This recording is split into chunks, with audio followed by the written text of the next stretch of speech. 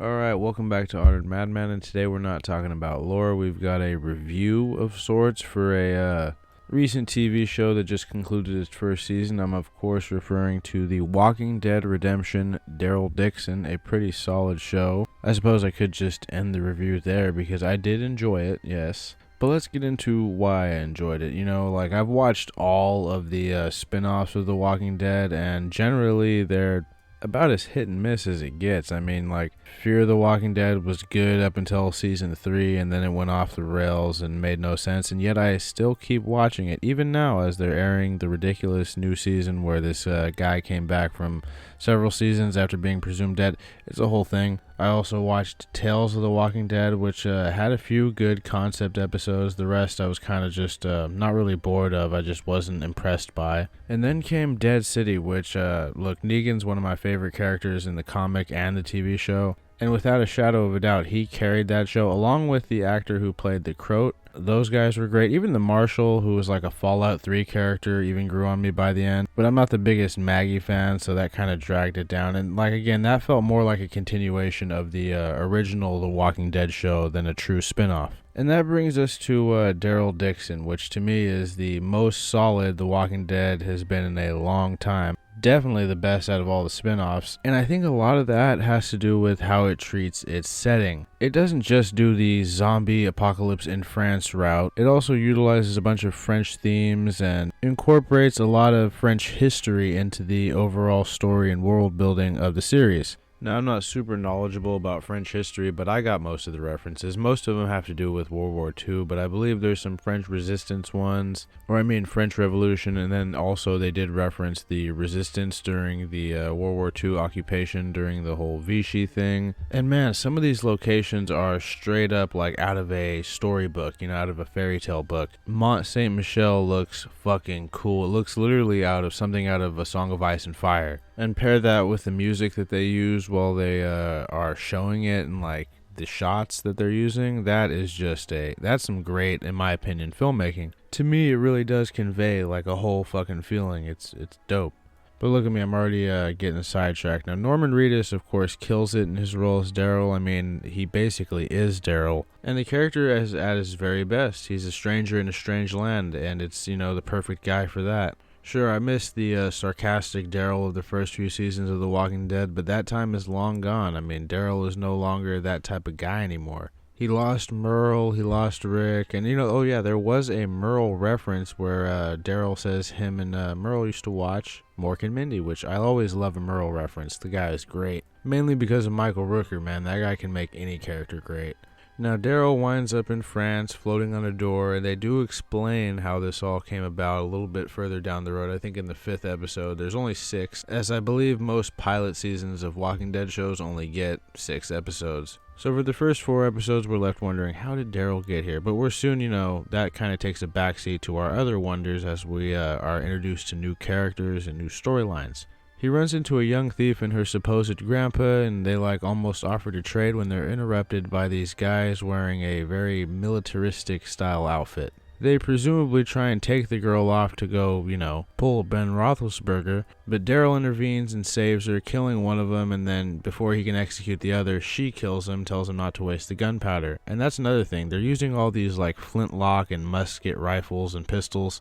And again, I haven't been to Europe, but I guess there would be an abundance of those old historical arms all around there. It makes sense to me. Which also brings me to Daryl's main weapon throughout this series. He uses a Morningstar flail, which is the perfect size. Back in The Walking Dead, he had one with a really long chain and a more square style head on it, but it was definitely effective. This one is more of a single hand flail. I guess they're all single hand, but it's shorter and he carries it in a little holster. It's just a really cool look. He also runs around with a what I like to call a pirate rifle because it's like an old musket style rifle.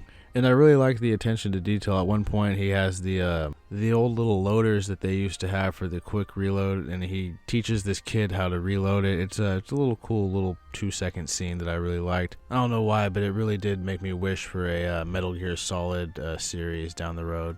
So Daryl's main weapons throughout this series are that Morningstar and this old French trench knife. And despite many opportunities to do so, he doesn't revert to using a medieval-style crossbow. Now that either shows growth or perhaps a preference for those more tactical hunting-style crossbows we've seen him with in the past. But it should be noted that he does, in fact, use the medieval one at least once in this miniseries or this first season. I don't really know why I needed to call attention to what weapons he's using, but again, I just am a big fan of the weapons. That's one of my favorite parts of the original Walking Dead series was the weapons. And I suppose you could watch the Fear of the Walking Dead for the worst weapons. And man, that's another thing. There is some fucking crazy ass action scenes in this. Like, namely in the first episode was the one that stood out immediately upon watching it to me was the attack on the Abbey where all the nuns are at when they're forced to defend themselves. There's a scene when these nuns charge at a group of these soldiers all with medieval weapons, and the soldiers all have muskets and they light them up and a couple survive and just start stabbing the soldiers in the face.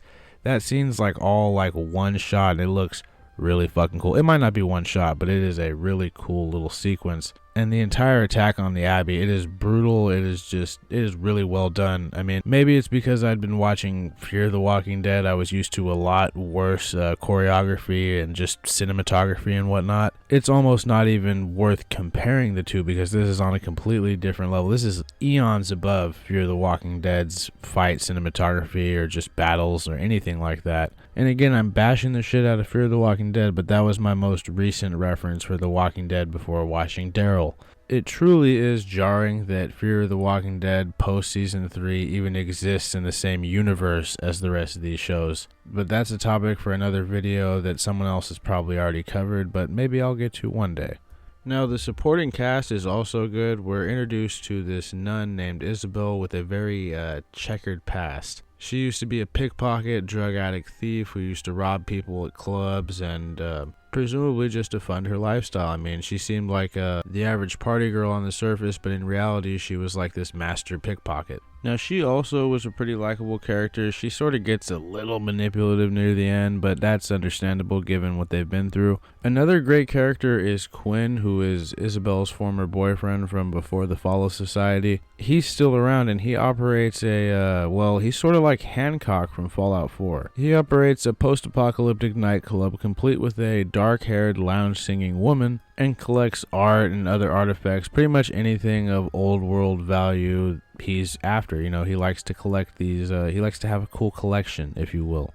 And he's a pretty interesting character. Yeah, he starts off as a bit of a dick, but then there's this great scene where him and Daryl wind up in a gladiator-style arena and are forced to fight a bunch of variant walkers, and they're basically walkers that have been shot up with steroids. And you know, obviously the science behind doing this, improving these walkers, hasn't been completed yet because some of these things outright fail. Like immediately as soon as they're released, two of the walkers start attacking each other and one of them rips the other's head off. Then one of them's head straight up explodes and they only really have to fight, I think, 2 or 3 of them.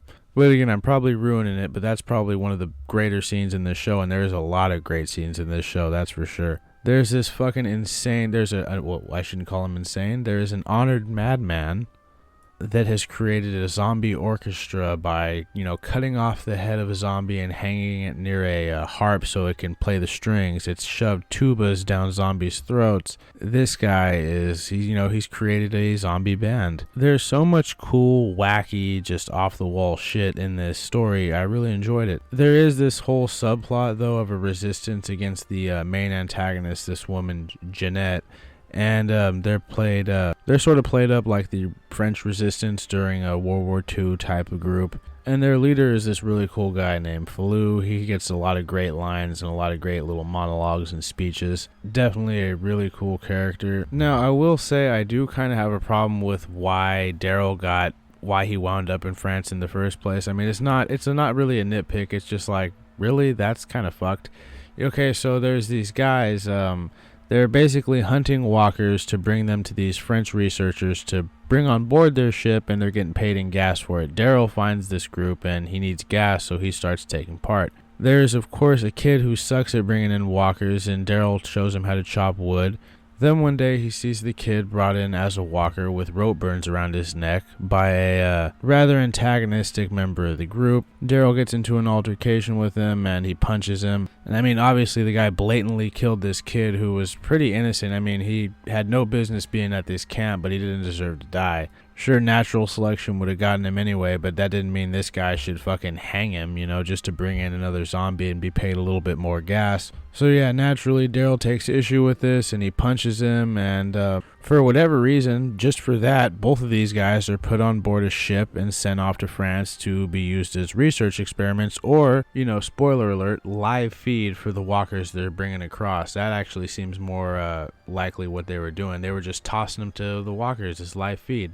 That's not really anything scientific, is it? Now, of course, I haven't gotten to the main plot point. Daryl has to escort this kid named Laurent to a place called the Nest, which is located in the very beautiful Mont Saint-Michel, which I mentioned earlier. And their journey takes them all across France. They encounter all kinds of different groups of people. There's this Fallout 3 little lamplight style group of kids who have their own little safe settlement. They were basically saved by their teacher and kept there, and it's like 12 or 13 years into the apocalypse, so they're all a little bit older now. They're accomplished hunters and survivalists.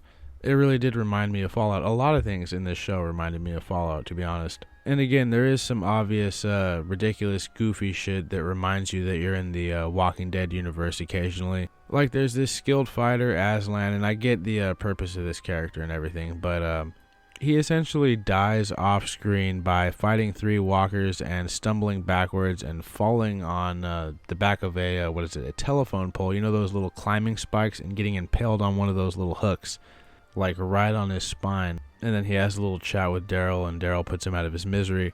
And again, I get the whole point of his character, where even when he blatantly says, all that training to be killed by a telephone pole, and, my dad worked for the telephone company, and he always said it would be the death of him. I get that, but it also really kind of felt out of place. I mean, maybe I'm not as good at analyzing symbolism as other people, but I just didn't really get the point of having that. It's not like how they incorporated the actions and consequences of Daryl's grandpa into the equation. I mean, that was pretty damn well done, in my opinion. Basically, Daryl's grandpa went to Normandy, got shot on the beach like in Saving Private Ryan, making his father grow up without a father. Now, this resulted in his father treating him and Merle like shit, creating a cycle, if you will. All because his grandfather went and died for France, a place he'd never been and had no ties to. And that sort of factors in, Daryl, towards the end of the series, he goes and visits a graveyard and finds his grandpa's grave. And again, I don't want to ruin it. It's a really great fucking scene. They really managed to explore quite a bit with this character in just 6 episodes. I mean, look, towards the end of The Walking Dead, Daryl was finally getting some, some solid appearances and dialogue. But for a while, he was mainly just, the occasional grunts and silent nodding. He was the Gary Cooper, type of guy. And again, in seasons 1 through 3, he's quite talkative, and he slowly becomes less as 4 and 5 happen, and then 6, 7, and 8, he really didn't have that much to say. I just that he wanted Negan dead. But I think he really shined in seasons 10 and 11, and they're really carrying on in a much better way in his own show. And I mean, it's obvious why. They don't have to focus on a million different characters. That was, one of the Walking Dead's biggest weaknesses towards the end was how big that fucking cast was, how divided all the screen time had to be. And look, I'm getting a little off topic, but the antagonists of Daryl Dixon were also pretty well done. Jeanette is very much like your classic fascist leader. I'm sure she truly believes what she's doing is for the greater good, but I can't see how it possibly could be, What does turning walkers into super walkers accomplish? I can't help but think all of those resources wouldn't be better invested anywhere else, literally.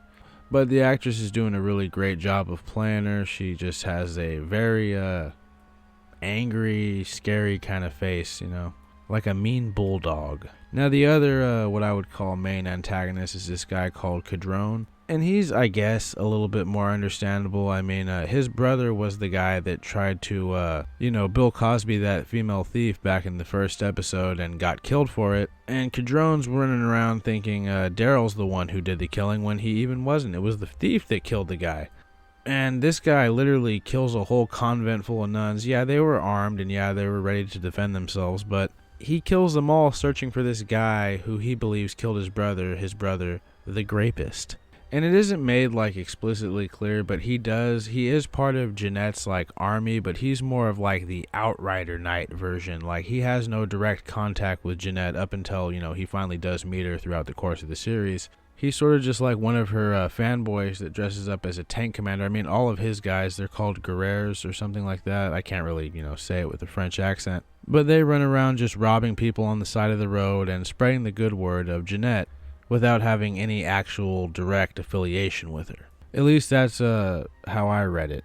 Now, I have seen a lot of people not buying his decision to not shoot Daryl towards the end, but I don't think it really was about Daryl. I think, those guys were trying to force this dude to shoot a kid, and all he ever wanted was revenge in the first place. He wasn't trying to shoot a kid. He was ready to shoot some men, and that's exactly what he did. He shoots all of them, except for Daryl. Now, people might be wondering why he doesn't shoot Daryl.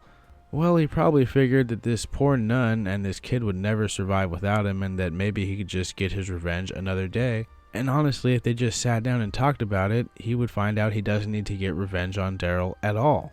And that the kill was pretty much completely justified. I mean, they were just robbing people, treating people like shit on the side of the road. What do you expect? Of course your brother got killed for it eventually. You can't just run around doing that in the apocalypse. Eventually, a main character will show up and kill you. And look, I didn't want to rant too long about this show. I think I covered all the main things I liked about it. If I had to rate it, I would definitely give this first season a 4 out of 5, because I'm not one of those people who doesn't give things 5 out of 5s. Like, I consider Peacemaker Season 1 a 5 out of 5, Yellow Jacket Season 1 a 5 out of 5. Not really Season 2 for Yellow Jackets. I mean, that one was probably like a 3.5.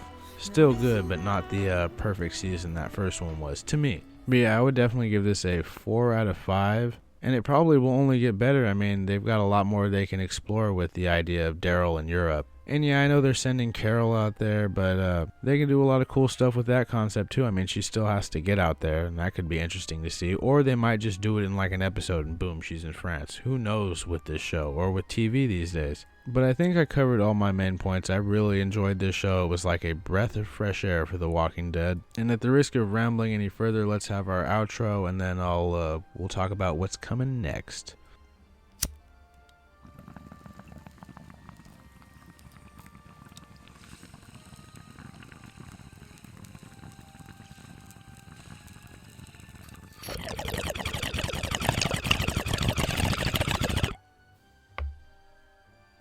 Alright, thank you for bearing with me through that stream of conscious rant review. I hope you found it enjoyable. If you liked it, please like it. If you disliked it, please dislike it. If you like hearing these rambles, they happen occasionally, please consider subscribing. That really helps the channel out. We just cracked 19K. We're almost at 20. That's pretty fucking amazing if you ask me. But now, what is coming next? Well, we've got a very interesting video regarding chaos and demons, and another about ghouls and how there was a retcon that happened at one point in the Fallout universe. And of course there's others coming as well, but who knows when those will be. Everything gets kind of mixed around with my lists. Anyways though, I will let everyone go now. You guys have a good one. I will see you next time. Be safe.